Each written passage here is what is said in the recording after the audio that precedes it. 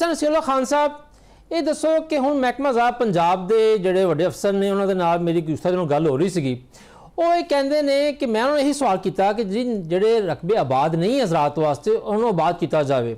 ਉਹਨਾਂ ਦਾ ਇਹ ਕਹਿਣਾ ਹੈ ਜੀ ਕਿ ਹੁਣ ਨਵੇਂ ਰਕਬੇ ਆਬਾਦ ਕਰਨਾ ਜਿਹੜਾ ਹੈ, ਜਿੰਨਾ ਰਕਬਾ ਜ਼ੇਰੇ ਕਾਸ਼ਤ ਹੈ ਉਹਨੂੰ ਵਧਾਉਣਾ ਮੁਮਕਿਨ ਨਹੀਂ ਹੈ। ਬਹੁਤ सी ਵਜੂਹਾਤ ਉਹ ਦੱਸਦੇ ਨੇ, ਪਾਣੀ ਦਸਤਿਆਬੀ, ਬਾਕੀ ਉਹ ਕਹਿੰਦੇ ਹੁਣ ਸਾਨੂੰ ਜਿਹੜੀ ਪਾਲਿਸੀ ਹੈ ਸਾਡੀ ਉਹ ਫੀ ਏਕੜ ਪੈਦਾਵਾਰ ਵਧਾਉਣ ਦੇ ਉੱਤੇ ਹੈ, ਔਰ ਫੀ ਏਕੜ ਪੈਦਾਵਾਰ ਜਿਹੜੀ ਖਾਨ ਸਾਹਿਬ ਜਿਸ ਤਰ੍ਹਾਂ ਤੁਸੀਂ ਵੀ ਕਹਿ ਰਹੇ ਹੋ, ਖੋਖਰ ਸਾਹਿਬ ਵੀ ਕਹਿ ਰਹੇ ਨੇ, ਉਹ ਜਿਹੜੇ ਬੈਲੈਂਸ ਫਰਟੀਲਾਈਜ਼ਰ ਯੂਜ਼, ਅੱਛਾ ਬੀਜ, ਇਹਦੇ ਬਗੈਰ ਮੁਮਕਿਨ ਨਹੀਂ ਹੈ।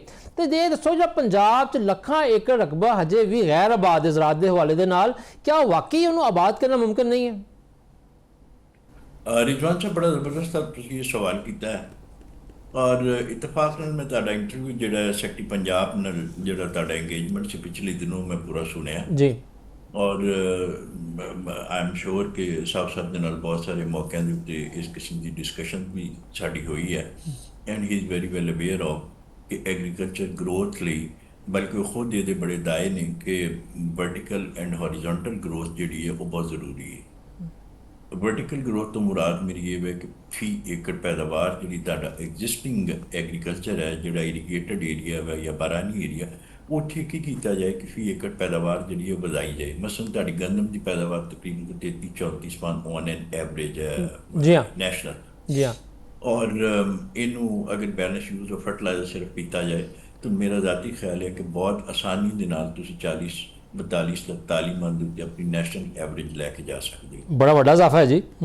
ये वैसे very normal sir. The reason is कि ज़ाहिर एग्रीकल्चर के नाल बहुत सारे फार्मर्स नाल ताल्लुक है। अज भी तुसीं थोड़े जे प्रोग्रेसिव फार्मर्स जिहड़े ने वो देख लवो और वो 40-42-45 मन बड़े आराम नाल पैदावार लेंदे ने, सिर्फ इवे कोई बैलेंस यूज ऑफ फर्टाइजर और बाकी जिहड़े एक्शनस लैने ने क्रॉप लई वो टाइम नहीं ले लेंदे ने, और इनू 40 से लैके आना कोई कतन भी मुश्किल नहीं।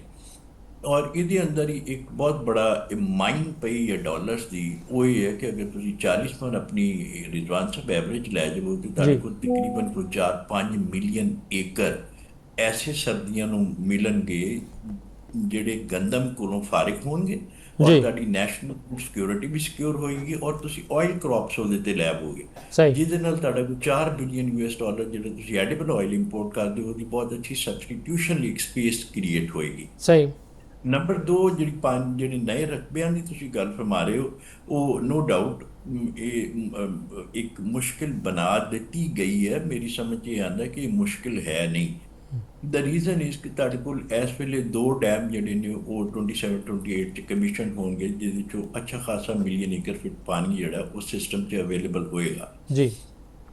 अगर असीं 2 साल इस इंतजार च बैठे कि उधरों डैम कमीशन होंगे, पानी आएगा, तो फिर असीं नहरां की खुदाई शुरू करांगे, मैनूं बिल्कुल इलॉजिकल जी गल लगती है।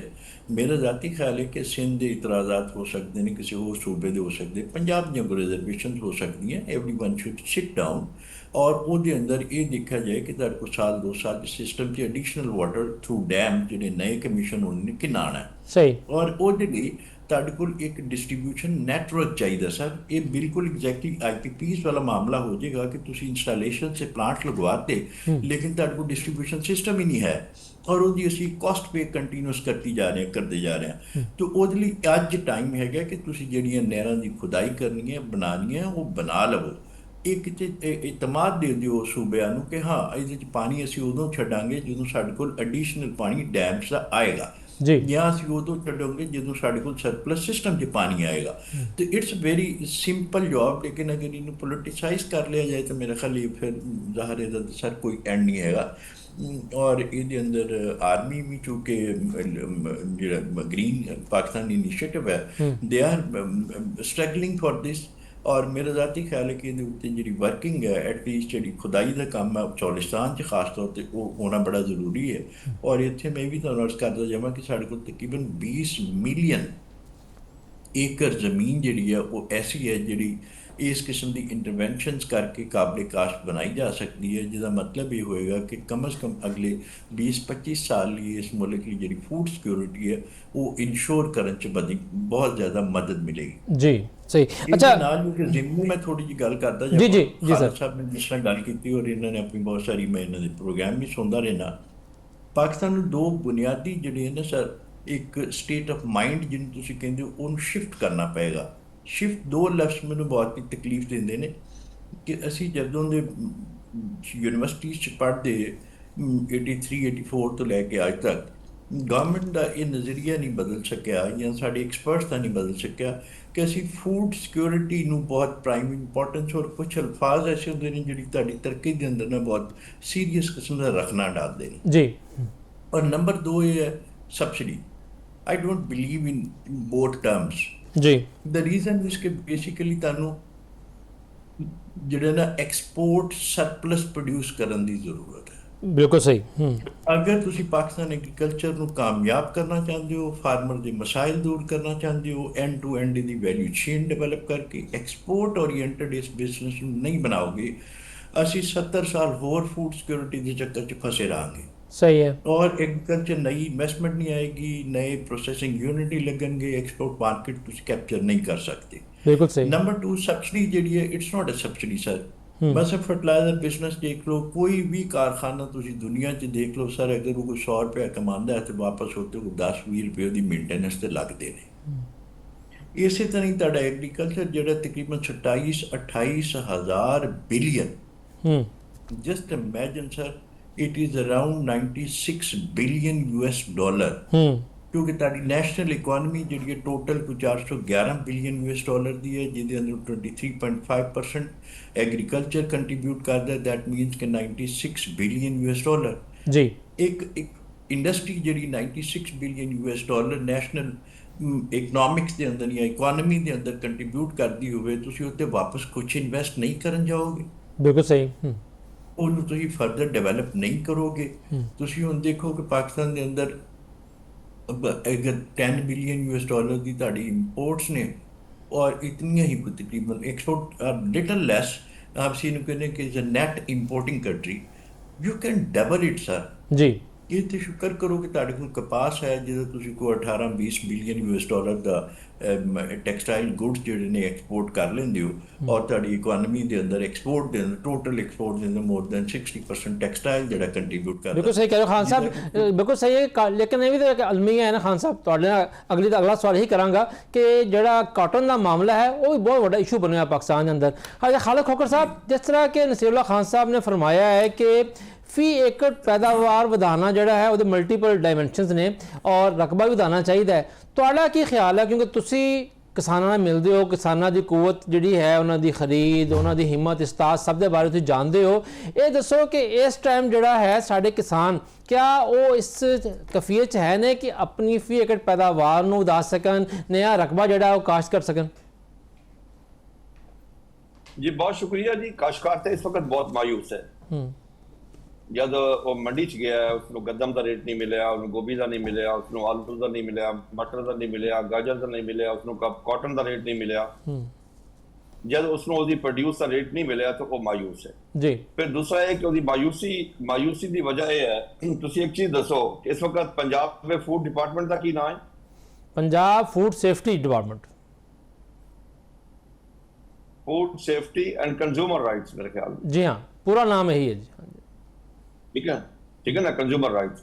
क्या पाकिस्तान दे विच कोई फार्मर राइट्स भी है, काश्तकार दे राइट्स भी हो कि साडे इस वक्त AC DC commissioner food department Salma Bhatt साहब वो मंडी च पहुंचते ने कि कहते हैं आलू 8 रुपए किलो तो ऊपर ना सेल होवे।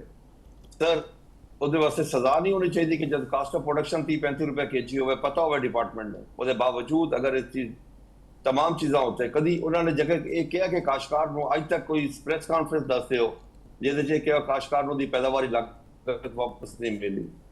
जब तक फार्मर राइट्स नहीं होंगे, जब तक काश्तकार को पाकिस्तानी और इंसान तस्लीम नहीं किया जाएगा, जब तक ज़राअत को एक मुनाफा बख्श और बाइज़्ज़त कारोबार नहीं बनाया जा सका जाएगा, जब तक कास्ट ऑफ प्रोडक्शन है लेवल प्लेइंग फील्ड नहीं मिलेगा, जब तक सानू बिजली सस्ती नहीं मिलेगी, जब तक डीजल सस्ता नहीं मिलेगा, एक खादा सस्तियां नहीं मिलनगियां, जब तक साड़ी पॉलिसियां ठीक नहीं होणगियां, उस वक्त तक साड़ी पर एकड़ पैदावार नहीं बढ़ सकती। पर एकड़ पैदावार बढ़ाने वास्ते काश्तकार को यकीन दिलाना जरूरी है जी, और हुकूमत उस चीज इंश्योर करे कि काश्तकार को ओदी पैदावारी लागत दा नाल 25% प्रॉफिट ही मिलेगा। असी पहले अरसे तो एक शोर पा रहे हैं, एक एग्रीकल्चर कमीशन जिस तरह एक कमीशन बने हुए हैं ना, मैं कहूँगा प्राइस कमीशन बनाया जाए बकायदा, सही है। जिहदा कम में होवे कि फसल काश्तकारां तो साल डेढ़ साल पहले वो डिसाइड करे कि ये कास्ट ऑफ प्रोडक्शन होगी, ये पैदावार की लागत होगी और 25% प्रॉफिट नाल एक काश्तकार को रेट मिलेगा। क्या दुनिया बेवकूफ है जो ये कर रही है? देखो ना, इंडिया साडा दुश्मन मुल्क है, 1.5 अरब की आबादी है, वो क्यों उन्होंने फीड किस तरह कर रहे हैं? यही बेहतर पॉलिसियां की वजह नाल। देखो ना, दुनिया ने पॉलिसियां बनाई एग्रीकल्चर 10 साल 20 साल 25 साल पॉलिसी, साढ़े को एक दिन की पॉलिसी नहीं, असं रोज बैठे डिस्कस कर रहे होने, रोज बैठे अपना रोना रो रहे होने। इतने बहुत सारे लोग साढ़े ऐसे आ जाते हैं मुख्तलिफ इदारे जो बिल्कुल नालायक होते हैं, जिन्होंने पता ही कोई ज़राअत किया, जिन्होंने जमीन कभी कदम नहीं रखा, जिन्होंने ये पता कोई नहीं कपास का पौधा की है, गंदम का पौधा की है, मैंगो का पौधा की है, सिट्रस का पौधा की है, वो साड़ी पॉलिसियां बनाते हैं। देखो ना, ये वास्ते लाजमी है कि इस अहल लोगों के नाल बैठ के एक बाकायदा, मैं बार बार कह रहा हूं कि प्राइस कमीशन होवे साडा, और उस प्राइस कमीशन बैठ के चीज़ें डिसाइड करे। अगर वो डिसाइड करें कि असं पर एकड़ पैदावार बढ़ाना कोई मसला नहीं है, काश्तकार तो बैलेंस शुदा फर्टिलाइजर करने वास्ते तैयार है। जब उसको अगे नजर भी आ रहे हो कि मैं खर्च करा मेरे वापस मिलेगा 25% प्रॉफिट नाल, अगर उसको यकीन आ रहे हो कि मैंने नहीं मिलेगा, क्यों खर्च करे? उन्होंने की पई है फिर उधार लवे, कर्जा लवे। तुसी एक मैंने एक चीज दसो, क्या बैंक काश्तकार को कर्जा देंदे ने जिहड़ा हर साल अनाउंस कर देना 2400 अरब रुपए काश्तकारां वास्ते? मैं कहना 2400 अरब ਨੂੰ ਛੱਡੋ जी, सिर्फ 700-800 अरब रख देन, ਤੁਹਾਡਾ टोटल बिजनेस कितना है फर्टिलाइजर ਦਾ साल ਦਾ? 1100 अरब रुपए ਦਾ साल ਦਾ, 6 महीने ਦਾ कितना हो गया? 550 600 अरब रुपया। अगर 600 अरब रुपए की ਉਹਦੇ ਖਾਦ ਤਕਸੀਮ ਕਰਤੀ ਜਾਵੇ, ਐਂਡ ਤੇ ਉਹਦੇ ਕੋਲ ਪੈਸੇ ਲੈ ਜਾਣ, ਇੱਕ ਰਿਵਾਲਵਿੰਗ ਫੰਡ ਹੋਵੇ, ਹਰ ਬੰਦਾ ਉਹ बैलेंस यूज ऑफ फर्टिलाइजर कर सकता है। ਅੱਜ बैलेंस यूज ऑफ फर्टिलाइजर ना करना, काश्तकार को उस वक्त पैसे नहीं होंगे, और दूजा जब फसल के पैसे नहीं मिलते उसको सही, वो बड़ा मायूस होता है।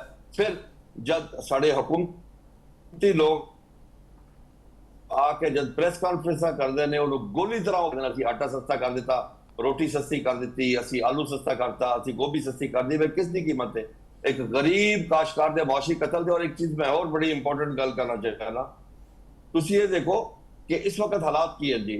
आज तो अगर तुसी ले लो कोई 10 साल पहले नहीं, 10 साल के 2020 ਦੇ ਵਿੱਚ 6 ਸਾਲ ਪਹਿਲੇ ਸਾਡੇ 90% ਜਿਹੜਾ ਕਾਸ਼ਤਕਾਰ ਸੀ ਨਾ, ਉਹ 12.5 ਏਕੜ ਤੋਂ ਕਮ ਸੀ। ਹੁਣ 99% 12.5 ਏਕੜ ਤੋਂ ਕਮ ਹੈ। ਹੁਣ ਤੁਹਾਡੇ ਕਾਸ਼ਤਕਾਰ ਦੀ ਕੀ ਹਸੀਅਤ ਆ ਗਈ? ਕੋਈ 2 ਕਨਾਲ ਦਾ, ਕੋਈ 3 ਕਨਾਲ ਦਾ, ਕੋਈ 4 ਕਨਾਲ ਦਾ, ਕੋਈ 6 ਕਨਾਲ ਦਾ, ਕੋਈ 8 ਕਨਾਲ ਦਾ। देखो ना, इस छोटे यूनिट होते इस तरीके नाल भी काश्तकारी पॉसिबल नहीं है, मुमकिन नहीं है। सानू कॉर्पोरेट फार्मिंग वाले साइड से जाना पेगा, मिल के काश्तकारी करनी पेगी, सानू यूनिट बनाने पैणगे। दुनिया देखो किस तरह काश्तकारी, असी किस तरह काश्तकारी कर रहे हैं। एक आदमी जिहदा 2 4 5 एकड़ ने, वो अच्छी मशीनरी नहीं रख सकता। दूसरा, साडे कोल इस वक्त काश्तकारां वास्ते जदीद टेक्नोलॉजी और जदीद मशीनरी का होना इंतहाई जरूरी है जी। साडा अहम सब तो अहम मसला जिससे मैं गल करना चाहता हूँ, पानी है जी। इस वक्त पानी में असी पानी अपना बिल्कुल सही जी। अच्छा नसीरुल्लाह खान साहब, तुसी पहले बड़ी अहम गल की कि ਜਦੋਂ बाकी फैसले होंगे उदों दिखी जाएगी, लेकिन कम से कम नहरों की खुदाई जी शुरू हो जाए। ਤੁਸੀਂ ਜ਼ਿਕਰ ਕੀਤਾ ਸੀ GPI ਦਾ, ਗ੍ਰੀਨ ਪਾਕਿਸਤਾਨ ਇਨੀਸ਼ੀਏਟਿਵ ਦਾ। ਤੁਹਾਨੂੰ ਯਾਦ ਹੋਏਗਾ ਕੁਝ ਅਰਸਾ ਪਹਿਲੇ ਵਫਾਕੀ ਹੁਕੂਮਤ ਨੇ ਕੋਸ਼ਿਸ਼ ਵੀ ਕੀਤੀ ਸੀ ਕਿ ਨਵੀਂ ਨਹਿਰਾਂ ਦਾ ਕੰਮ ਸ਼ੁਰੂ ਹੋਵੇ, ਲੇਕਿਨ ਉਹ ਫਿਰ ਸਾਡੇ ਸਿੰਧ ਦੇ ਭਰਾਵਾਂ ਨੇ ਜਿਹੜਾ ਹੈ ਉਹ 'ਤੇ ਸਿਆਸਤ ਸ਼ੁਰੂ ਕਰਤੀ। ਤੁਹਾਡਾ ਕੀ ਖਿਆਲ ਹੈ ਕਿ ਜਦ ਤੱਕ ਸਿਆਸਤ ਤੋਂ ਪਾਕ ਹੋ ਕੇ ਕੰਮ ਜਿਹੜਾ ਹੈ ਨਹਿਰਾਂ ਦਾ ਨਹੀਂ ਹੋਏਗਾ, ਤਬ ਤੱਕ ਨਹਿਰਾਂ ਨਹੀਂ ਨਿਕਲਣਗੀਆਂ? जी बिल्कुल सर, ये दो राय हो ही नहीं सकती। एक चीज़ मिनहसर कौम, मेरा ख्याल है पाकिस्तान की एक चीज़ ये समझने की आवाम में बड़ी शदीद ज़रूरत है कि ऐसे मनसूबे जोड़े नैशनल स्ट्रेटेजिक इंपॉर्टेंस रखते हैं, ਉਹਦੇ ਉੱਤੇ ਸਭ ਨੂੰ ਇੱਕ ਹੋ ਜਾਣਾ ਚਾਹੀਦਾ ਔਰ ਇੱਕ ਹੋ ਕੇ ਸੋਚਣਾ ਚਾਹੀਦਾ। ਮਸਲਨ ਜਿਹੜੀ ਤੁਹਾਡੀ ਵਾਰ ਲਾਸਟ ਈਅਰ ਹੋਈ ਇੰਡੀਆ ਦੇ ਨਾਲ, ਇਹਦੇ ਅੰਦਰ ਤੇ ਕੋਈ ਸਿੰਧੀ ਬਲੋਚੀ ਪੰਜਾਬੀ ਨਹੀਂ ਸੀ ਸਰ ਹੈ ਜੀ। Everyone was on a same page, same zeal, same motivation. और चूँकि वो ਬੰਬ ਆਉਂਦੇ ਹੋਏ ਨਜ਼ਰ ਆ ਰਹੇ ਹੁੰਦੇ ਨੇ, ਜਹਾਜ਼ ਆਉਂਦੇ ਹੋਏ ਨਜ਼ਰ ਆ ਰਹੇ ਹੁੰਦੇ ਨੇ, ਤੇ ਅਸੀਂ ਉਸ ਚੀਜ਼ ਦੇ ਉੱਤੇ ਤੇ ਇਕੱਠੇ ਹੋ ਜਾਂਦੇ ਹਾਂ। ਲੇਕਿਨ ਇਹ ਜਿਹੜੀਆਂ ਚੀਜ਼ਾਂ ਤਰੱਕੀ ਵੱਲ ਲੈ ਕੇ ਜਾਂਦੀਆਂ, ਤੁਹਾਨੂੰ ਇਹ ਹੁੰਦਾ ਸਰ ਬੜਾ ਸਾਇਲੈਂਟ ਰੈਵੋਲੂਸ਼ਨ ਹੈ। ਵੈਸੇ ਕਿਸੇ ਚੌਲਿਸਤਾਨ ਜਗ੍ਹਾ ਨਹਿਰ ਗੁਜ਼ਰਦੀ ਪਈ ਹੈ ਤੇ ਉਹਨੂੰ ਪੰਜਾਬ ਦੇ ਆਮ ਲੋਕ ਜਾਂ ਸਿੰਧ ਦੇ ਆਮ ਲੋਕ ਨਹੀਂ ਦੇਖਦੇ ਪਏ ਕਿ ਕਿੰਨੀ ਇੰਪੋਰਟੈਂਟ ਹੈ, ਅਗਲੀ 10 ਸਾਲ ਬਾਅਦ ਸਾਡੇ ਲਈ ਕੀ ਫਾਇਦੇ ਲੈ ਕੇ ਆਏਗੀ।